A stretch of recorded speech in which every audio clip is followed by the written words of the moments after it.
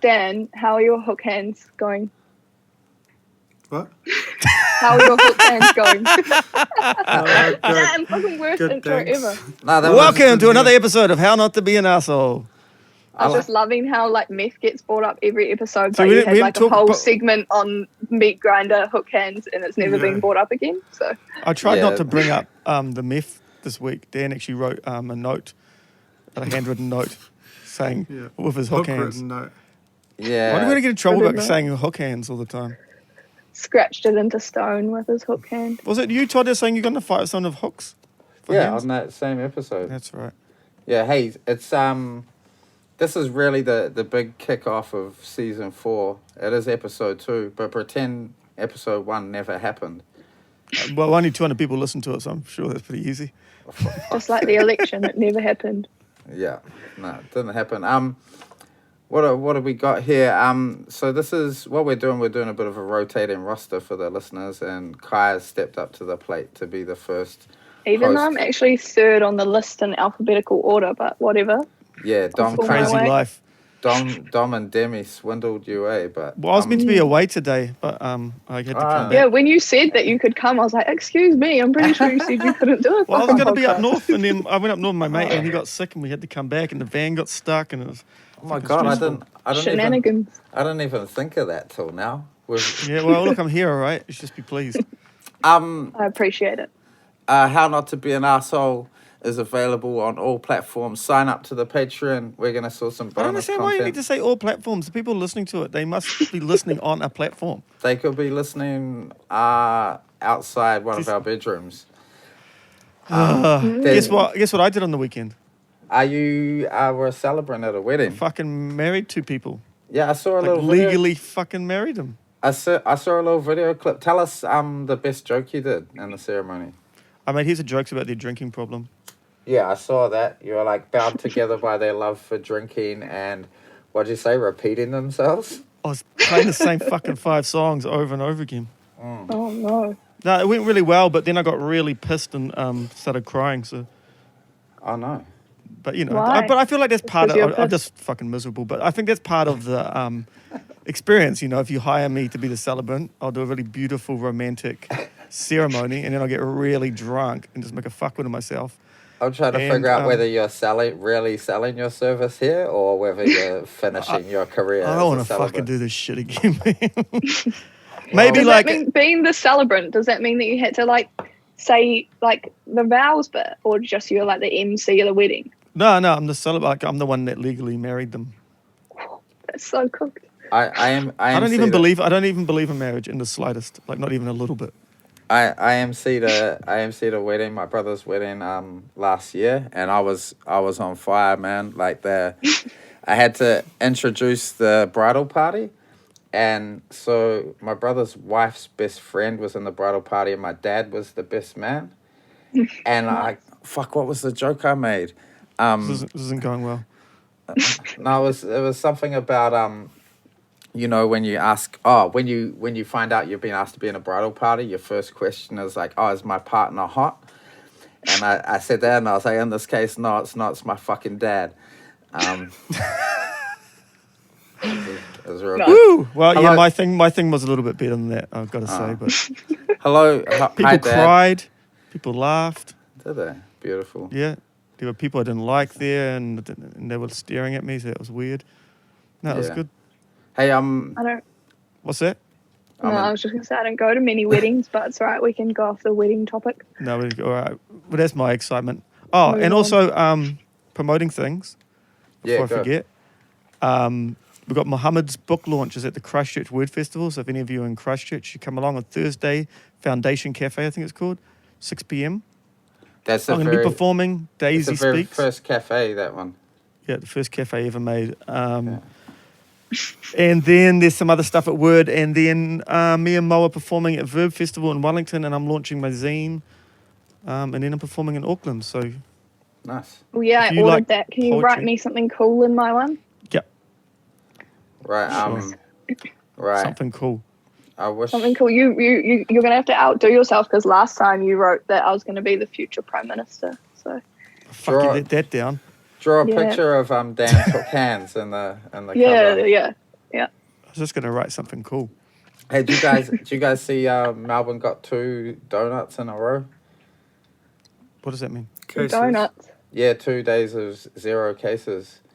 Oh, sweet. Yeah, but then they also cut down that like really special old tree. Yeah, that was not That was shit. Fuck, they'll do that shit in Rain Australia. on They your don't give a fuck parade. about that kind of thing. that was not very cool. But so restrictions being eased, which I'm very happy about. But speaking back to Australia being shit, I'm learning more and more this year that your average Australian does not experience hardship or have to sacrifice anything. Because, like, on the weekend, as numbers were getting real low, a bunch of fucking idiots went out and protested. Yeah, I saw that. They're throwing bottles at the horses. Yeah, I haven't felt so violent as I did watching footage of these fucking Mayo brains parading around. What about when the guy yelled at you at the mall?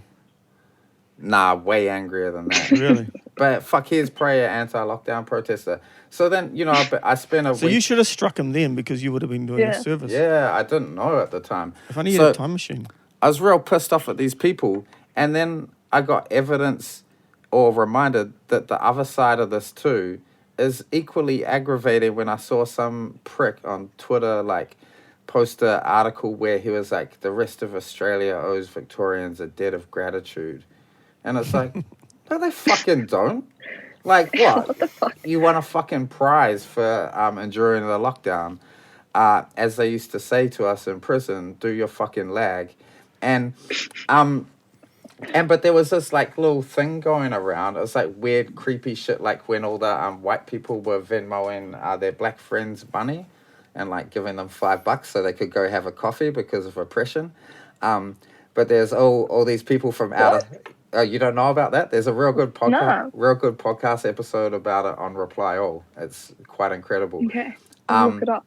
But there's all these people from different states, not Victoria, and Victorians were sharing their PayPal, and people were like giving their money to get a bottle of wine and a donut. It's like, fucking people have good wages, and like the standard of living is pretty good in Melbourne. Give that money to someone who fucking needs it. Like, I might want to celebrate like us coming out of lockdown, but I can buy my own fucking bottle of wine. I don't want it from some fucking weirdo from Northern Territory or Queensland or Tasmania. True. Oh, so yeah, that's the end of my indignance for this week. Should we There get you this go. fucking show on the road then? Yeah, let's do it. All right, play the fucking music, Dan.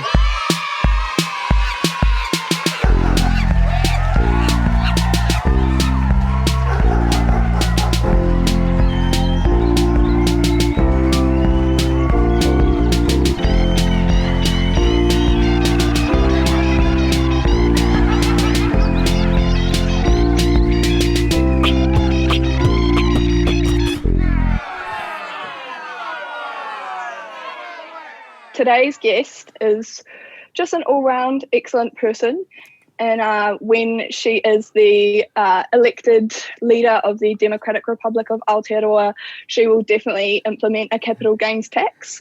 So today's guest is Lourdes Vano, who was the Green Party candidate for Manurewa and number 15 on our list. So welcome. Thank you for having me. Thank you Awesome. for being here. Congratulations for getting 15. Thanks. Yeah.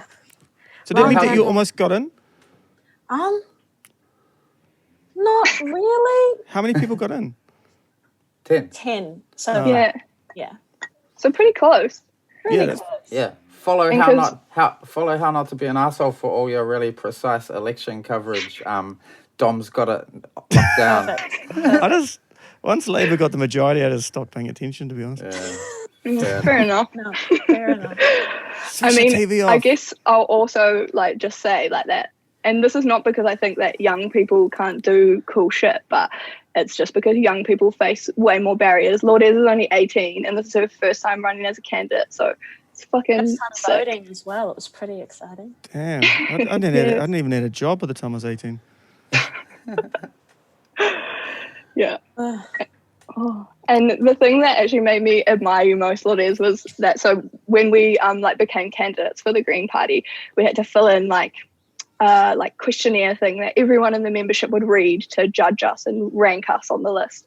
And there was a question on who was the person that inspired you the most. And so everyone said like really pretentious, like political people, like Noam Chomsky. And like I was like went with that and said Angela Davis. And then Lourdes here, she wrote Tupac. It's true. It's true. And he's also a very political person and talked a lot about women's rights and mental health and the problem with our youth and gang violence. Like he had so much to say. It was just the format that was, and also who he was, that really put a lot of people off. So I admire him and how he connected to the youth. And it's something that I really want to do, no matter what I end up doing, whether it's parliament, whether it's music, whether it's whatever. I really admire the power that he had and the influence that he had, which is why I would always pick him over Biggie.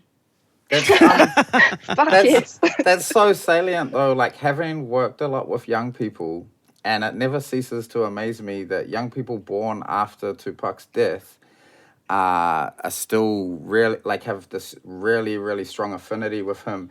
And often he is like that link between like non-politicized communities and the link between that like political education and politicized thought and ideas, right? Like, yeah, exactly. And that's why I chucked him up as like the most like influential person in my life, even though I was not alive at the same time as him. But just because of like how well he connected with so many people, and sort of being that bridge between a world that is very political, which is where he is from and where I am from, and people who are normally on the outskirts, and bringing them into that world and seeing that there actually is a massive connect between these two places. A lot of the time, those are the communities that are disenfranchised and feel like their vote means nothing.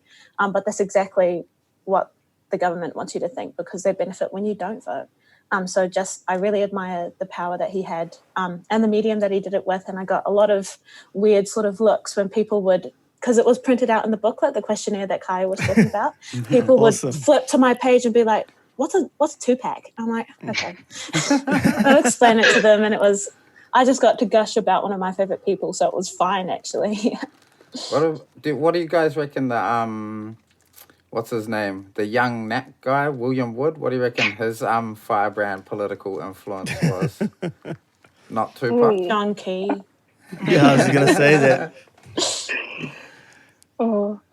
Yeah, probably John Key, actually, yeah. Yeah, everyone wants to be the lovable goof that has to do nothing, but everyone votes for them all the same. To be fair, that's kind of like how Dom and I have got through life. Especially Dan, though. Oh, damn. But it's all right. You're on the right side of politics or the left side of politics, so we forgive you. Yeah, just have good ideas and kick back. So how did you end up running for the Greens at such a young age?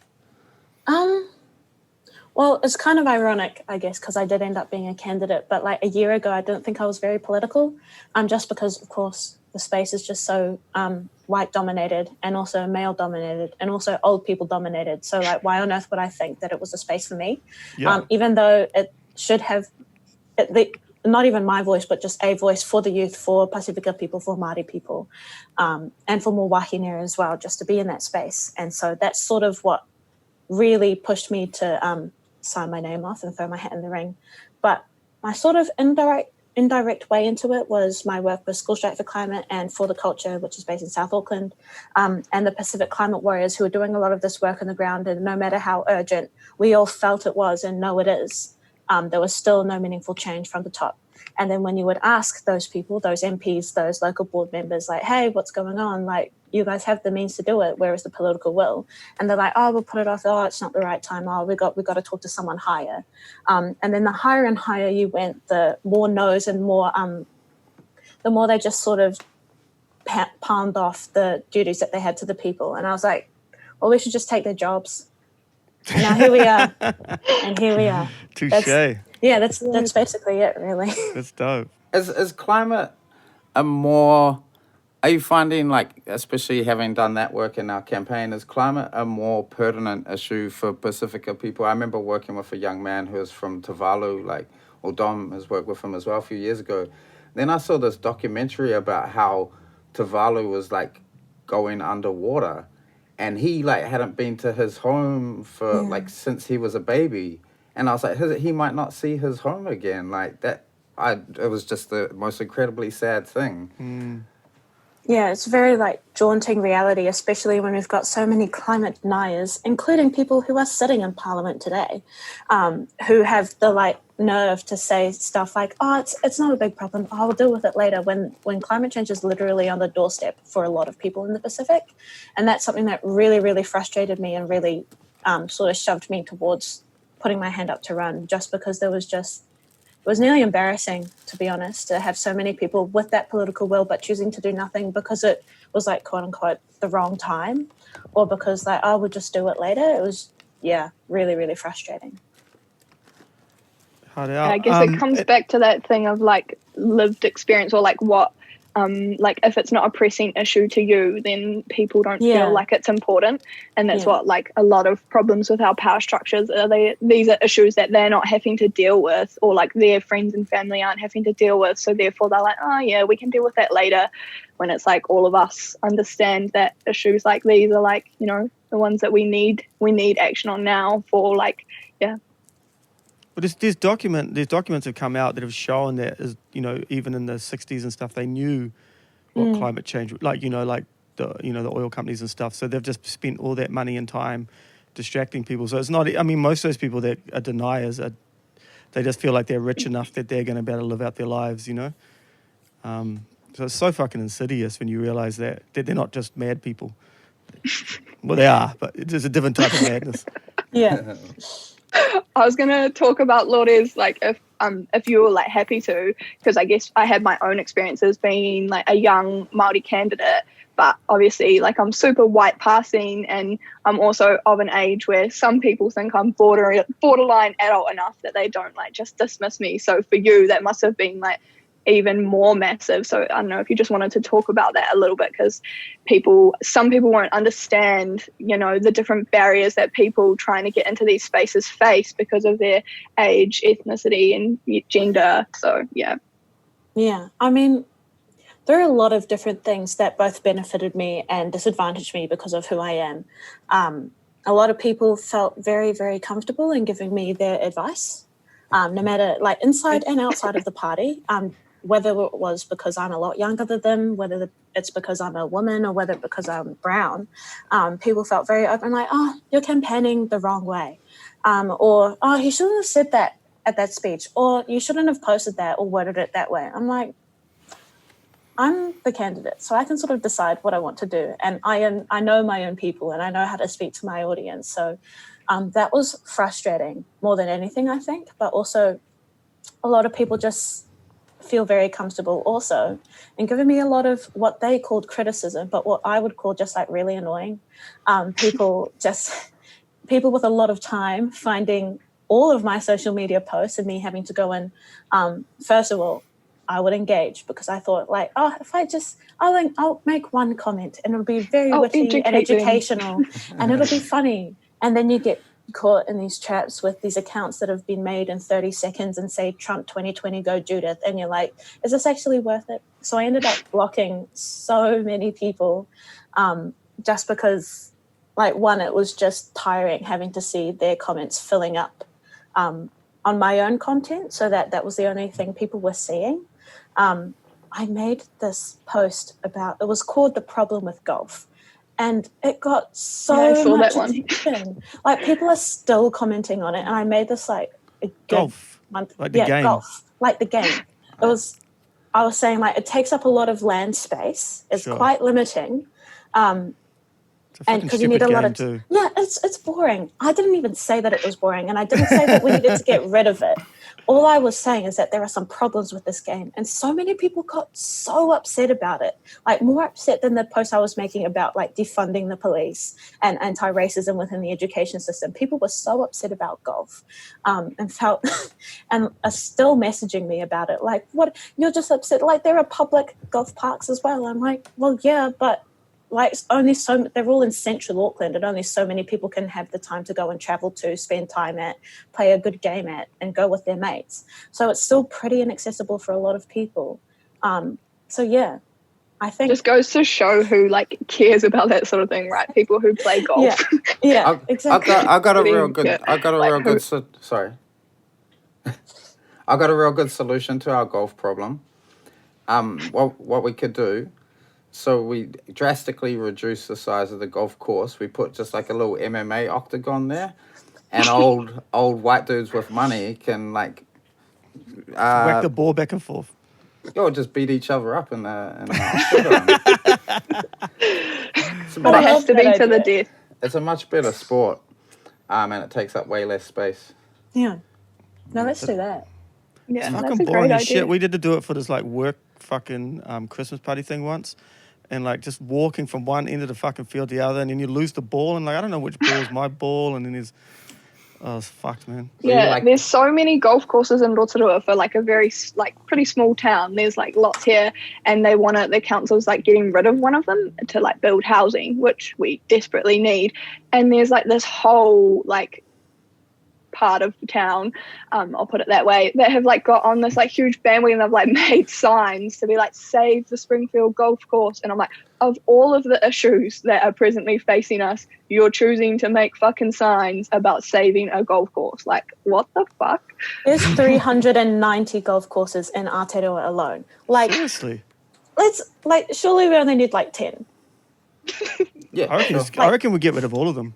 If you're rich enough to play golf, you're rich enough to fly around to the different golf courses, surely. Exactly. It's One of the crazy sorry, thing. Oh, I, what was inter- it? I, Mike? What is it? I Todd? interject. Golf courses are sacred land for the Mike Hoskins of the world. That's it's their spiritual home, where they go to center themselves so they can go out and capitalize. But I think that's quite telling, that people getting so upset about golf courses when, like, obviously we need the land, but then also we don't have the water and to maintain them. And I think that's one of the things with, like, environmental change is people sort of think that they're going to have to keep having the same life, right? That life's going to stay the Yeah. same. It's like, nah, man, life's going to change drastically. Like, it's Yeah. going to be unrecognizable in a lot of ways. And I think losing golf courses is going to be the fucking least of it.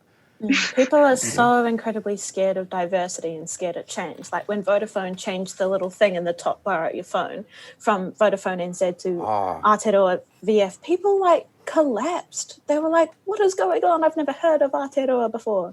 I'm like, grow up. Like, just get over yourself. Like that's literally one of the tiniest changes you can make to your life, and it doesn't affect your Vodafone plan. So I'm not sure why people get, I know why people get so like fussed over it. It's but called 'Cause they're racism. Exactly. To carry on from that, like as much as you like to see racists eat shit on the internet, when the companies are like getting all this praise and props for like sticking up to these people, and everyone's like, oh, this is so amazing, it's like, no, it's not. They're selling you some shit. They're exactly. promoting their company. Don't buy that shit. Like, it's fun and it's funny and it's nice. Just look at it, enjoy it for a second. Don't fucking repost that shit. You're advertising for them. Or when they're just jumping on like a bandwagon of what's trendy because it's like kind of cool at the moment to be like woke, and it's like nah. Don't do a fucking witty post to a racist person. Fucking donate some money. Like you have. Yeah, start paying a fucking living wage to your employees. Yeah. Yeah, Yeah. exactly. It's like SIFs being renamed to Oranga Tamariki and people going, oh, it must be well and good now. No, Yeah. it is still run by the same shit people, and it is still putting Māori kids with Pākehā families and traumatizing them even further than they already have been.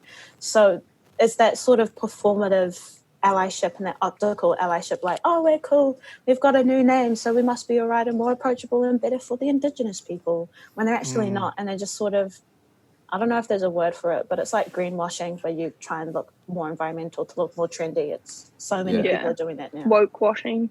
Yeah. Yeah, exactly. When you Calling go that into term. a WINS office, they have that the Māori saying that's the people. Your tangata, yeah. Yeah, real big on the wall, and you're like, not so. That's not the vibes I'm picking up here. No. I'm saying as if you go into Oranga Tamariki, there'll be like these big posters of real happy kids. I've been in Sif's homes. It's like, I don't know. It's like Not a lot of advertised. joy there. Yeah, it's like advertising Tegel with like heaps of happy chickens. Don't get You know me what- and Dom You know started. what's crazy about That's for you, OT Carl. is that they didn't just change the name and all the branding and shit. They gave them fucking heaps more money too. And it's Yeah. like if you look at the stats, like nothing's changed. And in a lot of cases, it's actually got worse. So it's like, Yeah. what the fuck have they done with all that money? Like, Mm. and that's the Yeah. thing that, I mean, I know I'm always bagging on Labour, but there's like no one fucking talks about that. You know what I mean? It's like that, and that alone should be enough that like people don't buy this fucking kindness bullshit. You know, like. Yeah, fucking A. And it's so great. Like, I guess you'll feel this now, Lourdes, as well, not being a candidate and actually being able to, like, speak out about how fucking disappointing Labour has been over this last term and is looking to continue to be. Like, I don't know if you guys thought this, but in Jacinda's speech, like, when she was, like, her, like, success speech, and she was saying, she kept, like, highlighting all of the voters who were the first time Labour voters and like, I'm going to work for all New Zealanders and blah, blah. And it's like, that sounded real all lives matter to me, sis. Like, what are you up to? Like, yeah, no, it's fuck. Yeah, to be honest, I didn't watch her success speech just because I was over it at that point. But also I didn't think she was going to say anything new. Yeah. But yeah, the way that Labour has sort of pitched themselves as like a party of fairness, the party of being kind, is just completely like...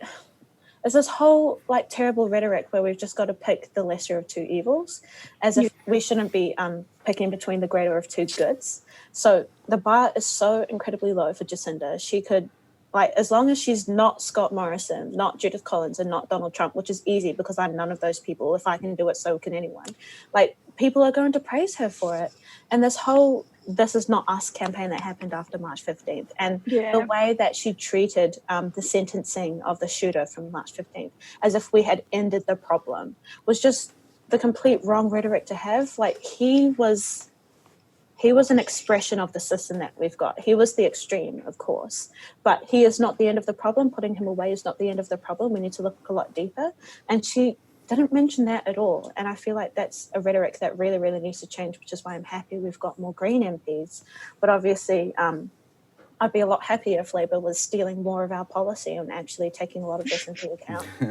Do you feel like that that rhetoric you speak of is representative of an issue such as the Christchurch shooter being more of a political hurdle rather than, like, you know, what's at the crux of the issue? So it's like, oh, okay, done and dusted with that, all's good and well, because as a careerist, now I'm past that and we've done it. Yeah, it seems just like often when people talk about Jacinda in the terms you said, they talk about her doing really well with COVID, with March 15th, and with White Island, as if these aren't, like, these were her sort of wins, as if she shouldn't be doing that as the Prime Minister and that was her job. It's the way that they treat it is like she sought out these problems and fixed them for us, and that they weren't a part of what she should be addressing as the Prime Minister. I feel like people give her a lot of credit for what she should be doing anyway, especially when she got was it Pacifica Woman or Pacifica Person Award of the Year? And I was like,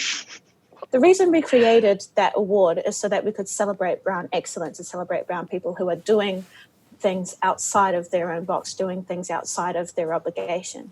And she was given it, like, literally just because she was doing her job.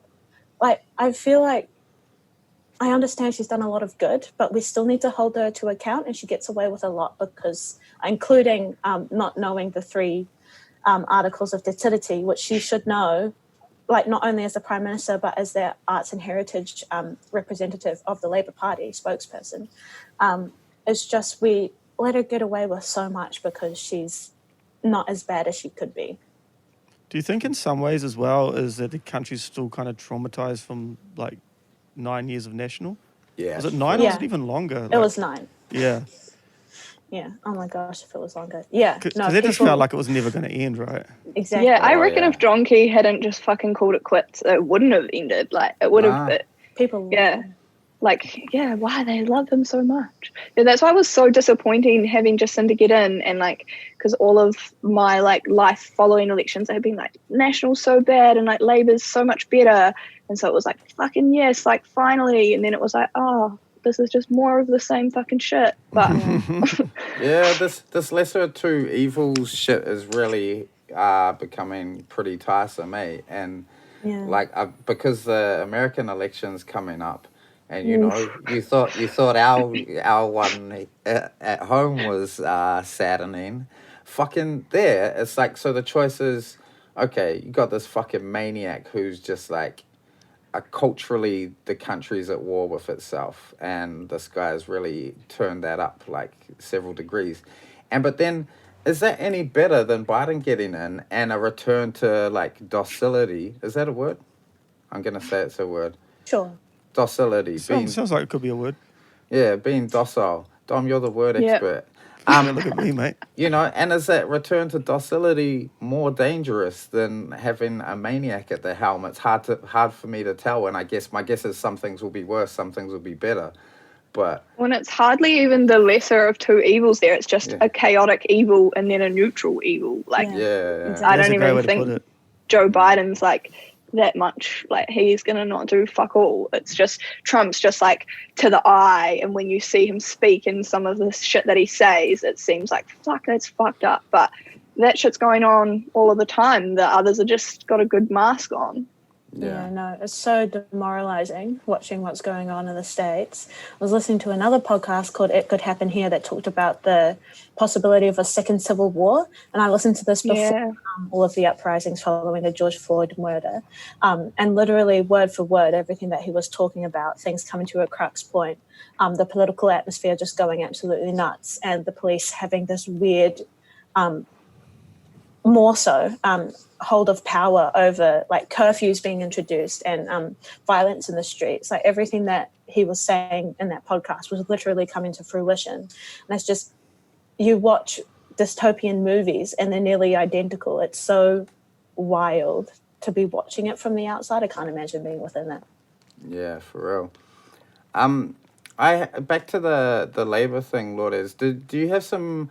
I imagine you have some interesting insights campaigning in Manurewa, because it's real strong Labour base, right? Yeah, in South Auckland, and I imagine you feel quite strongly that the Greens are the party for your constituents, and like going up against years and years of people voting Labour. How was that? I mean, it was really exhausting because the first battle was getting people to enroll, which I wanted to do a lot more outreach with Labour, simply so that we could get people enrolled first. But the Labour candidate was pretty unresponsive to that. Moving on. And she was also just put in there this election time round. The previous MP sitting there was Louisa Wall, but she had been shoved out a little bit by the party, and Arena Williams had sort of slid in. And it's just, I understand why a lot of people trust Labour, because they used to be really good for South Auckland, and they used to be for the workers and for people who were living pretty poorly. But if you go and look back at all of the different political compass tests, you see Labour and National get closer and closer to the centre and closer together, which I don't think people are that aware of. And that's because of how isolating the political spaces. It's so hard to understand sometimes. I'm teaching everything to myself as I go, like on the car, on the way to meetings. I'm like, oh my gosh, what is a select committee? Looking it up on my phone.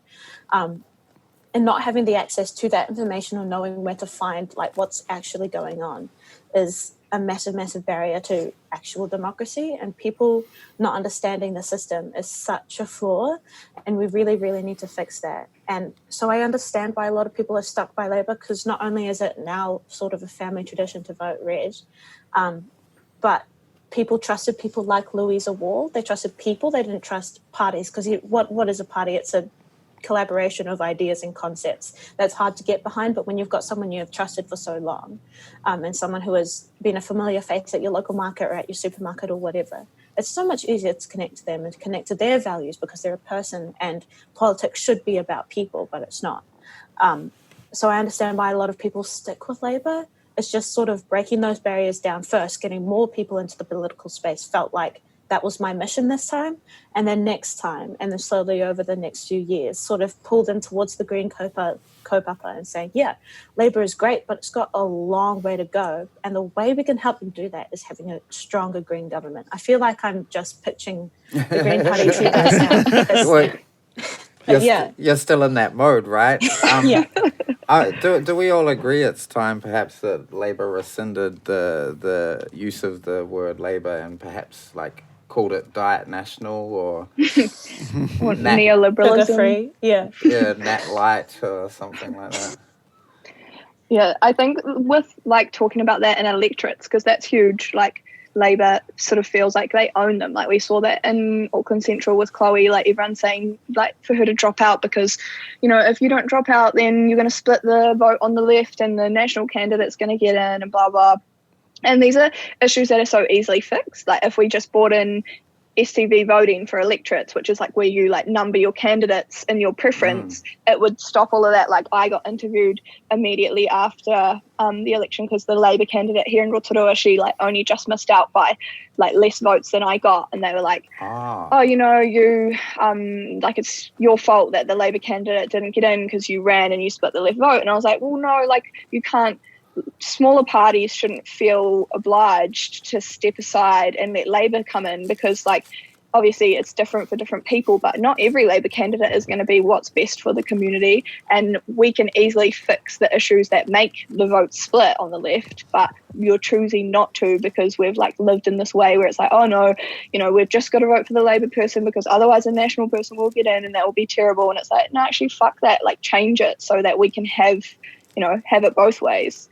But yeah, it's one of those things, right, where, you know, people say it's a feature, not a bug, and that feature of our electoral system is actively preventing more diverse representation, like by crushing smaller parties under the weight of this imagined responsibility or obligation you have to your most closely aligned big party. Yeah, so many people still think we've got first past the post and not MMP, which is such a massive gap. And that means a lot of people are voting out of fear of another 9 years of national. And so obviously they're all going to move to Labour, which is why we need civics education so that people aren't making that mistake and actually realise the reason we've got MMP is so that we don't have to vote out of fear and so that we can vote for people that we actually believe in.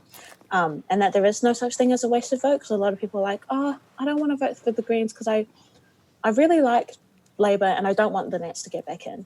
And sort of changing that whole rhetoric and filling that gap of knowledge, because it's so important, especially the closer we get to the crux point, as if we're not at any already, the crux point of so many different crises.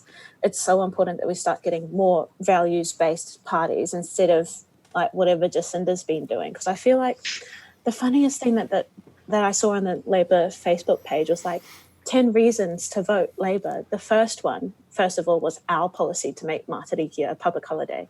And the last one was just like, Jacinda Ardern. I'm like, you guys actually do have policy that you can be campaigning on, but you choose to feed into this Jacinda mania and changing what politics actually means to a lot of people, and it's really dangerous. Yeah, and like they don't need to advertise that because it's like the personalities already, it's there. Exactly, Like, sure, you know, like, I understand, you know, I mean, like, that's a place where you can have some substance, right? Yeah. Everyone fucking knows who she is. You can see her on the billboards. You know what that is. Very telling, I think, of what they're doing. Yeah, what are you actually going to do? Like, tell me that. I don't need to know who the leader of your party is. We all already know that. But some policy will be great. Yeah, for real. So how did the Greens end up with so many young people? And because there's not like heaps of young people in Labour. Was there any young Labour politicians? Like not anyone under 30? Yeah, I don't know. Not politicians. I know they've got a lot of following of young people, a lot of them who just love Jacinda, and we've all sort of grown up with just seeing what we heard was terrible 9 years of national, and then we've seen Jacinda come in and supposedly save us. So especially with like my year group and the ones above and below a little bit, absolutely just love the fact that we finally had like a female prime minister and she was pregnant, and that's awesome, and that sort of giving her credit for things that just sort of happened anyway.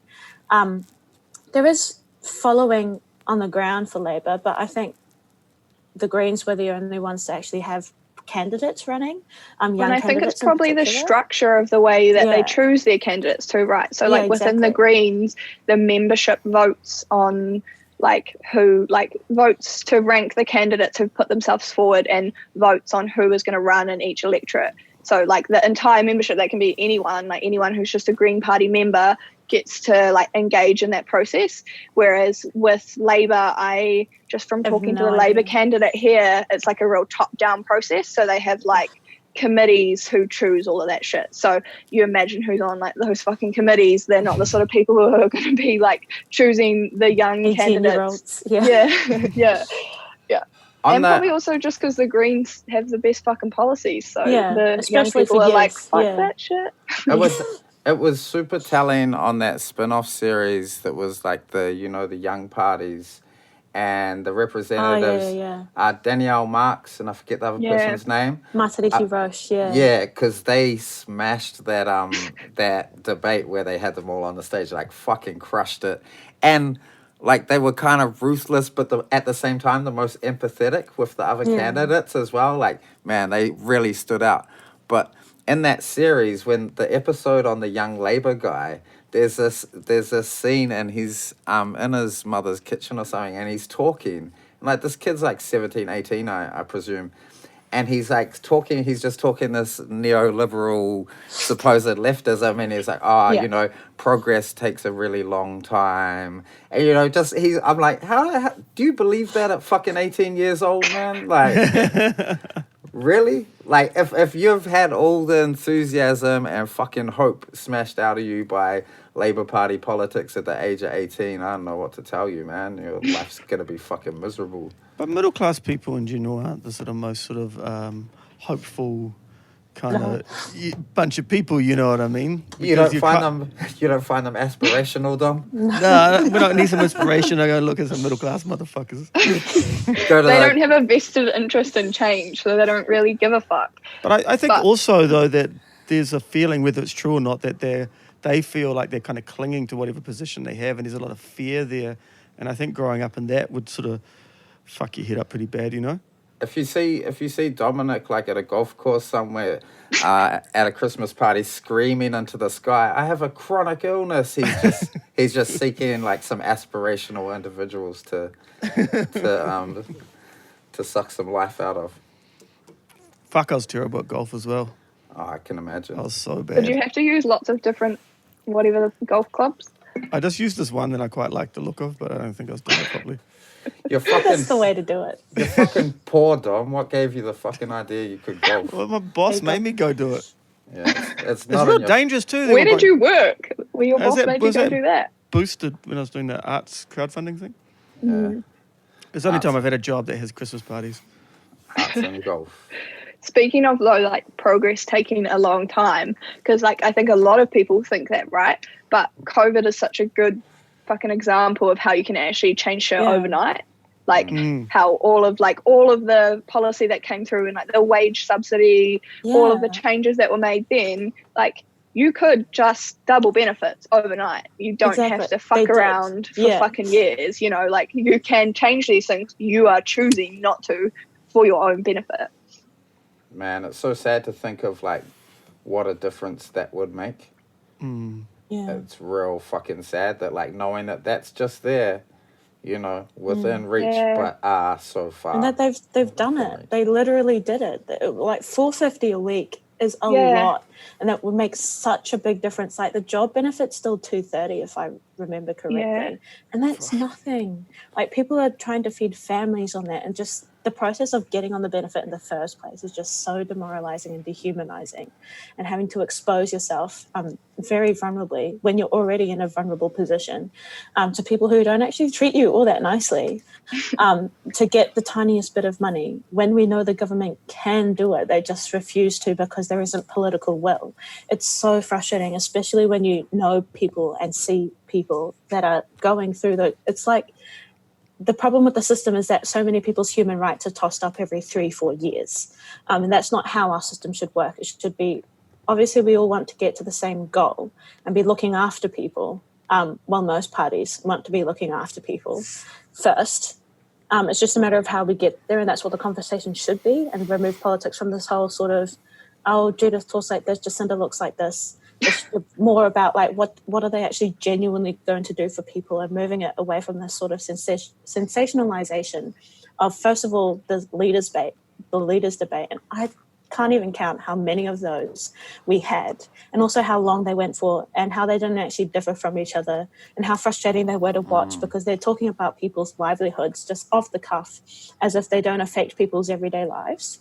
And that's where we really, really need to change politics and bring it back to who's actually told you that progress takes a long time. Because the person that told you that is probably the person that benefits from having progress take a long time. Yeah. So people just completely miss that critical analysis that we develop in high school, but only use for things like films and novels, which are like well and good, I guess. But we need to apply it to like real life so that we can actually look after each other.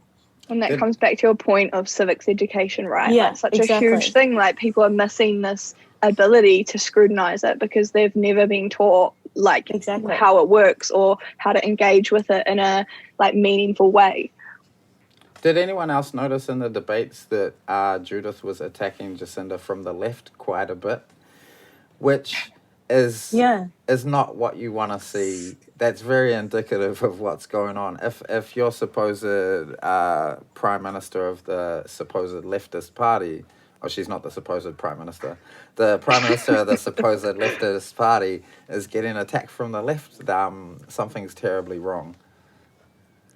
Yeah, hard out. And especially even though knowing that Judith Collins has been totally full of shit, it's still she shouldn't be able to. She shouldn't even be able No. to take that stance. You know, it's like Nah. Exactly. Yeah, and I saw a thing that was like, I'd love for the Labour Party to be as left as National Party makes out. Thanks, they are. Like, like, because fuck, like some of those tweets, Imagine. like, if the Greens get into coalition with Labour, they're gonna come through with the wealth tax, blah blah blah. And I was like, please, like, fuck, I hope so. wish, like, yeah. That's the worst part of like Labour Party opposition who call them communists and socialists, like because you see it so much and you're like, oh man, I fucking wish. And which leads me to something else in this week's edition of Your Election versus the election she told you not to worry about. Has anyone been following what's been happening in Bolivia and Chile? Yeah. Pretty amazing, right? Like, Yeah, so cool. holy fuck. And the Bolivian election was a few days after our one. Yes. Yeah. Oh man. And it's really interesting. It actually comes back to something we were saying before. Is that I forget what's the guy's name? Is it Luis? Yeah, Morales. Morales. Evo. Yeah, he said like you need to hold us to account for what our policies are going to be. You know, like he literally said that. What an insane thing to say. for a Yeah, you know. politician. Oh my god. It's not important that we're calling ourselves socialists. What's important is the policies and. Haven't they started like an anti-imperialist school, like to like teach people to be like anti the US? Holy I was like, shit. fuck, that's so cool. I'm terrified Wanna of go what's to going to that happen in school. that country, though. You know, like, I In guess Bolivia, yeah. I guess their biggest hope is that America's in such fucking tatters at the moment they can't, they don't have the resources to go them. down and kill them all. Yeah. Welcome back, President Joseph Biden. I'm sure his administration will be fucking all over that. Yeah, I mean, like, because that part of the world has been sort of like trying to move towards socialism for decades, and then they just keep murdering them all. Yeah, Jesus. They killed his dog, eh? Did they? Oh, what? Yeah, they killed Evo's dog That's a step too far. when he Yeah, had it is to a flee step the too far. That's a country. bit much. That's so fucked. Well, apparently they undid so much of what they'd achieved, that party. As soon as the neoliberals was only in for 1 year and just managed to run the whole fucking thing into the ground. Yeah.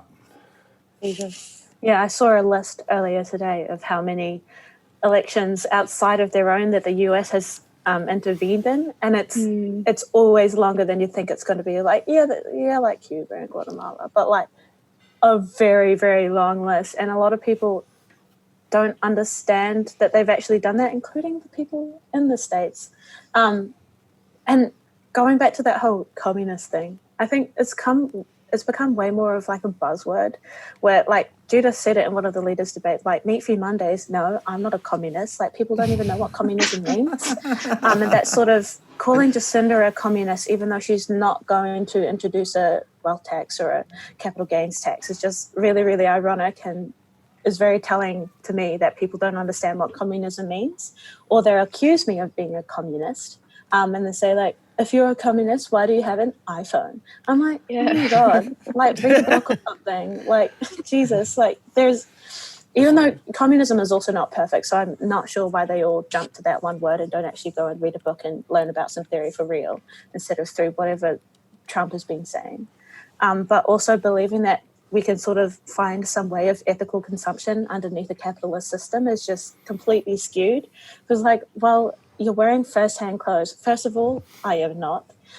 Or, like, your mum probably drove you. I'm like, yeah, I love my mum. Thank you very much. Just this weird sort of, like, if you're not the perfect leftist, the perfect socialist, then you shouldn't be on that side and you shouldn't be critiquing the system that you're in, which is so stupid, to be honest, and was one of the main criticisms I got throughout my campaign.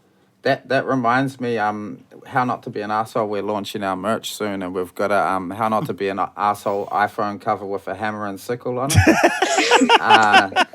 So we'll send one out to you, Lourdes, and that should combat all those assholes criticizing you for just keeping up with the tech. Look, I wish I had that earlier. Sorry, we're always late, but communism's such a scare word as well, though. Like, that's why they use it, because people are like, fuck, like, communism, and they just like immediately think like, Russia. Oh my God, China, and it's like, oh, like, fuck off. Like, have you ever read like about what actually communism or socialism actually is? Because like we have all of these examples from history, which is really just dictatorship hiding under the guise of communism, and it's being called that, like, it's so frustrating.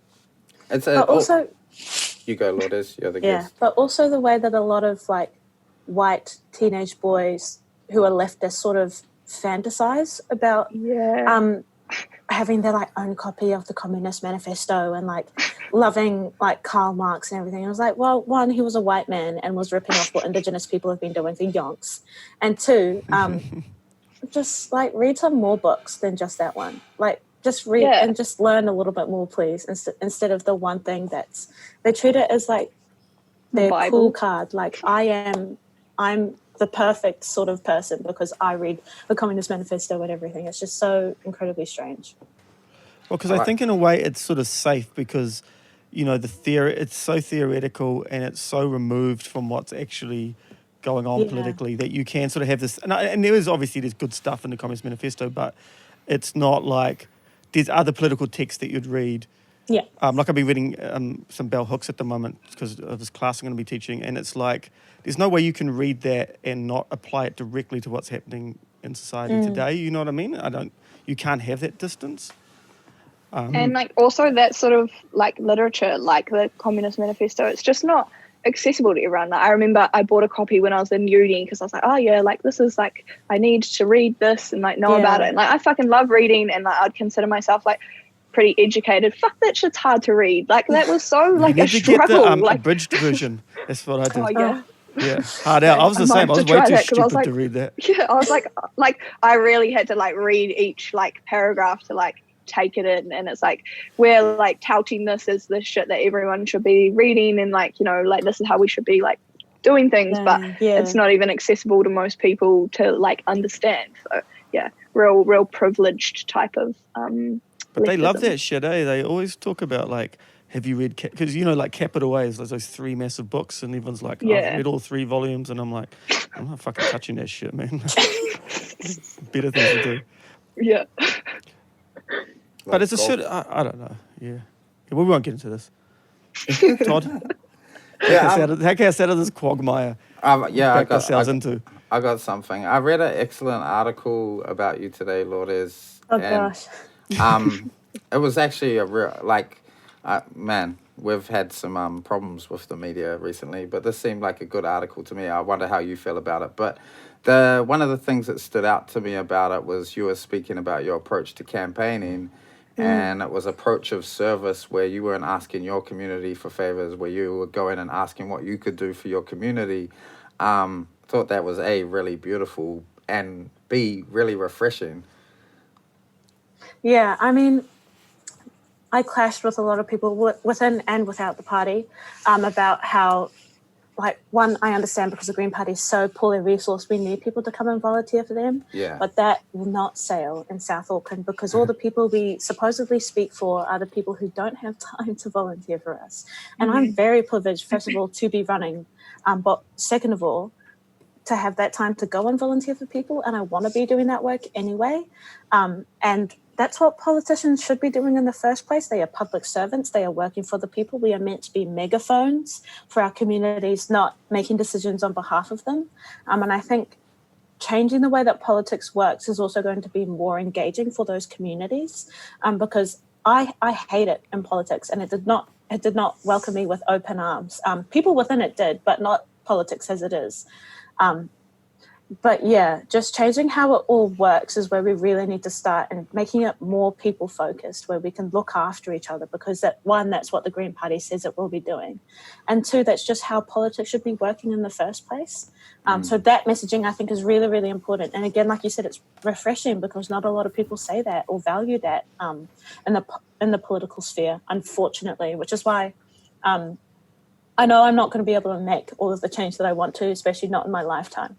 But it's sort of the ability to join that link, because so many people have made it more accessible for me, and having people like Kaya running, even though not in the same city, but having her running, just sort of setting that precedent that, there's more than one young Wahine Māori candidate. Just joining that link and making it more accessible for the next young brown kid to step up. And also, especially for our youth who are already extremely politically engaged, but they don't know it yet, because they're not given that information about civics and about how our system works. They don't know how to engage with it, unfortunately, which is why I'm sort of happy with not getting in. I think it'd actually be a nightmare. Only for me, but everyone who would have to work with me, to be honest. But, maybe next time. But if someone looks at me and they say, she was only 18 when she did that, and she had just gotten out of high school, maybe I could say something next time. Maybe I could stand next time. I think that's what makes this campaign worth it. And people have come up to me and said that. And that's what really, really makes it worth all of the dumb comments about golf and me being a communist and me being a socialist who doesn't actually know anything and is too young and stupid and brown and whatever.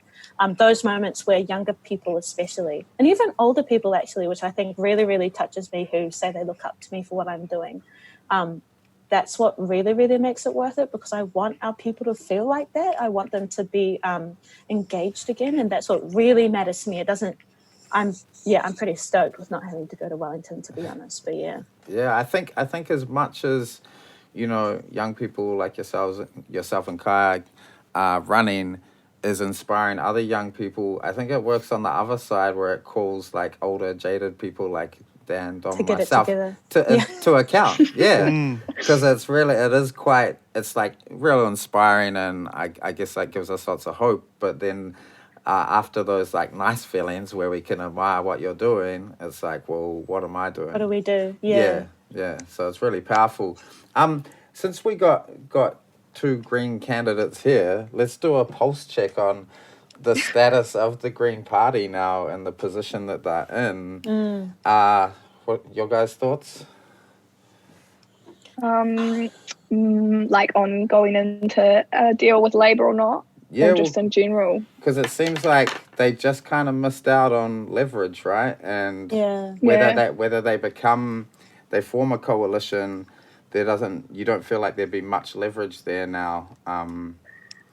Yeah, I'm of the opinion that unless Labour offers like a really sick deal, which they won't because they don't have to, that includes, like at least one or two of the policies that we campaigned on, I don't think it's worth it. It's not like going into what is going to probably be 3 more years of the same shit with fuck all change, like other than surface things like, we're going to put $2 on the minimum wage. Like, yeah, okay, but it's still not a living wage, and you still haven't double benefits, and there's still not enough houses, and so on and so forth. So, yeah, and also like being in opposition, we have so much more like ability to criticize and like like tell them like what they're doing wrong, whereas when you're in an agreement you're sort of like bound to be a support party. So Yeah, could that's also- how I feel. Could also help to draw that distinction for the next election, right? Between the the two difference parties. between the Greens and Labour. Yeah, like it's like, are you voting Greens or are you voting Labour? Like they are not the same thing. And Yeah, it's funny how as a Green candidate, like you just get asked the environmental questions, and it's like, actually, I give a fuck about the social things too. Like for me, especially, like I'm like, I care more about those things that I'm more personally invested in than I am. Like obviously, climate change. Fuck yeah, we need to do some shit about it. But like, don't just palm me off with the conservation question. Like I want to be asked about benefits in housing too. Thank Yeah. you very much. I That's the wonder though. thing. So you go.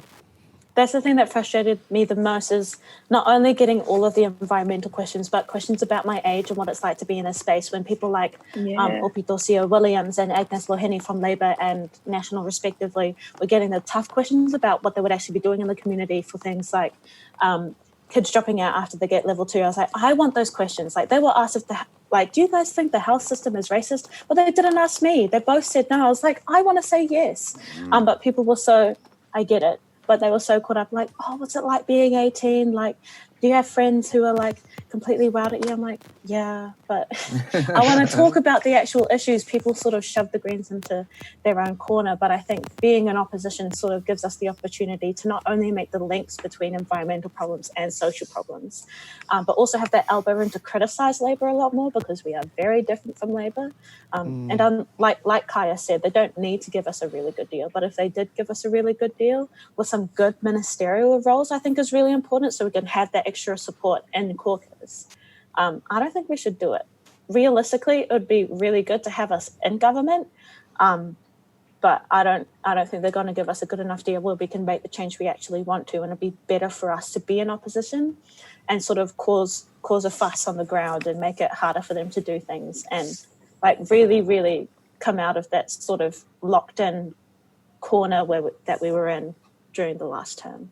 Yeah, it's very lofty and wishful thinking, but I frequently, since like watching the election coverage, have been thinking about Marama as co-leader, and you know all the stuff that is heaped upon Jacinda, like plus that's amazing representation for women. It's like you can have that plus the plus the substance. Yeah, you know, exactly. like that can actually fucking mean something. An actual socialist, yeah. Yeah, I fucking love Marama so much. She's awesome, eh?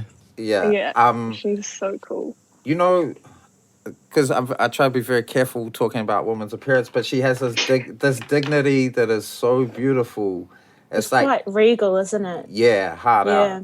And it just like whenever I see her face on the television, I'm like, oh my god, what a babe! But not in that, not in that way. You know what I mean? Yeah, I gotta get myself into trouble here. Auntie Ma, yeah. Toby. No, I get what you mean. Yeah, just dignity Yeah. is beautiful. Really, really beautiful. Should we end Also, on that note? Lourdes has to leave. Yeah, Lourdes has to go soon. So we'll. Sorry. No, it's all good. I think we've been going for an hour anyway. Yeah, perfect timing. Hey, that was awesome. Thanks so much for coming on the No podcast. problem. I love Yeah. having a yarn, so it's not an issue. Yeah, you're good at it. Thank you Really for cool. being my amazing first guest and pulling me through it. I was like, No problem. I'll just choose someone who's way better at talking than me. All good. No, I've had fun. Right, Cool. we're Good. glad. All right. Well, thank you so much. Sweet. All See you right. later. Bye. Bye-bye.